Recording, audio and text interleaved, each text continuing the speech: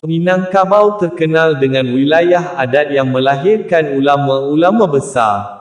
Kiprahnya pun tidak tanggung-tanggung.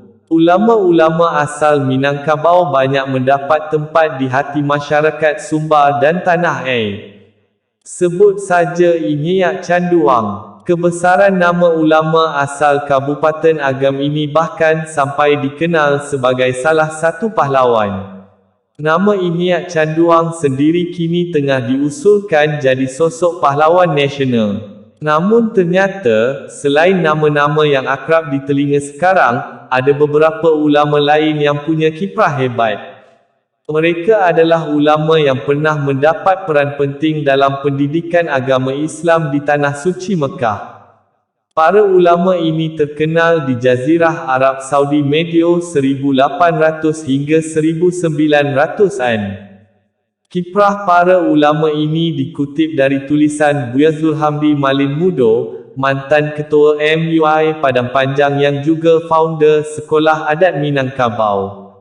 Siapa saja mereka? Berikut daftarnya. 1. Ismail Al-Khalidi Al-Minangkabawi, 1844. Berasal dari Simabo Tanah Datar, inilah ulama Minang terawal di Mekah.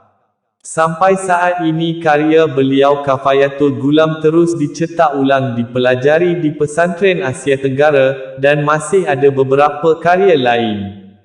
Di masa padri beliau berdakwah di pulau-pulau yang terletak di kawasan Selat Malaka, Kepulauan Riau, Kepri, Malaysia, dan lainnya. 2. Ahmad Khatib Al-Minangkabawi, 1916.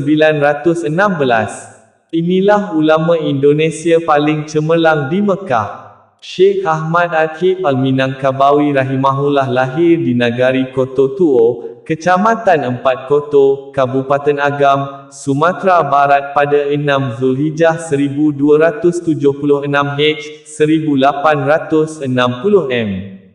Ia menutup usianya di Mekah pada 8 Jumadil Awal 1334 H, 1916 M. Dia menjabat sebagai Imam Mazhab Syafi'i di Masjidil Haram. Banyak pemimpin reformis Islam Indonesia belajar darinya, termasuk Ahmad Dahlan, pendiri Muhammadiyah, dan Hashim Asy'ari, pendiri Nahdlatul Ulama NU.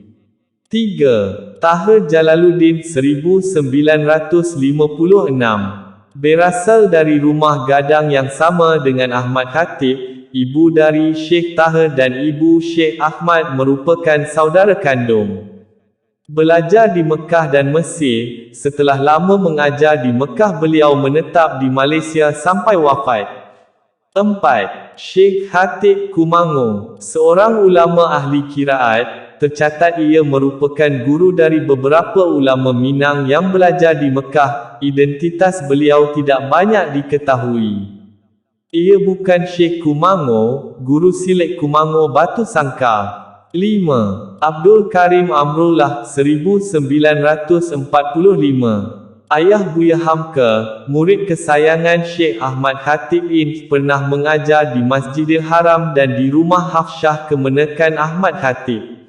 Kemudian ia kembali ke Minangkabau berdakwah dan mendirikan Tawalid Padang Panjang. 6. Syekh Jamil Jambek, 1947. Dalam biografi beberapa ulama Minang disebutkan bahawa mereka belajar ke Nyiak Jambek di Mekah. Nyiak Jambek belajar dan mengajar di Mekah selama 9 tahun. 7. Syekh Jamil Jaho, 1945. Dua orang murid Syekh Ahmad Khatib yang diberi izin mengajar di Masjidil Haram adalah Abdul Karim Amrullah dan Nyiak Jaho. Beliau menetap di Mekah 10 tahun, berangkat usia 33 tahun. 8. Syekh Makhdum Tanjung Bingkung Solo, 1943. Setelah diuji oleh ulama Mekah selama 3 hari, akhirnya beliau diizinkan mengajar di bawah Kaabah. 3 tahun kemudian beliau pulang ke Minang membantu Nyiak Canduang. 9. Syekh Janan Taib, 1946. Ulama ini berasal dari Sariak Sungai Puak Agam. Ia merupakan orang Indonesia pertama yang meraih alamiat sarjana dari Al-Azhar Mesir. Setelah itu ia mendirikan dan guru di Sekolah Indonesia Mekah. 10. Syekh Yasin Fadani 1991. Syekh Muhammad Yasin bin Muhammad Isa Al-Fadani adalah seorang ahli sanad hadis, ilmu falak, bahasa Arab, dan pendiri Madrasah Darul Ulum Al-Diniyah, Mekah. Beliau berasal dari kayu tanam, guru di madrasah yang beliau dirikan serta lahir dan wafat di Mekah. Ia merupakan putera ulama terkenal, Syekh Muhammad Isa Al-Fadani asal Padang, Sumatera Barat. Demikianlah 10 ulama besar Minangkabau.